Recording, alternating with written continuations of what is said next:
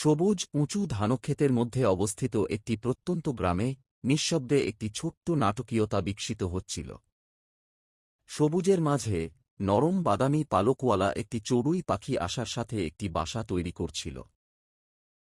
সে সাবধানে খড় এবং শুকনো ঘাসের ডাল বেছে নিত, সূক্ষ্মভাবে সেলাই করত, যাতে তার কাজ শেষ হয়ে গেলে তার ভবিষ্যতের ডিমের জন্য একটি আরামদায়ক এবং মজবুত বাসা তৈরি করা যায়। চড়ুইটি উষ্ণতা এবং নিষ্ঠার সাথে বস্তি স্থাপন করত, প্রতিদিন আলতো করে তার ডিম ফোটাত। সে ধৈর্য ধরে দিনের পর দিন বসে থাকত, তার হৃদয় ভালোবাসায় ভরা। সেই মুহূর্তের জন্য অপেক্ষা করছিল যখন তার ছোট শিশুরা অবশেষে ফুটবে। এবং তারপর একদিন সকালে দীর্ঘ প্রতীক্ষিত মুহূর্তটি এসেছিল।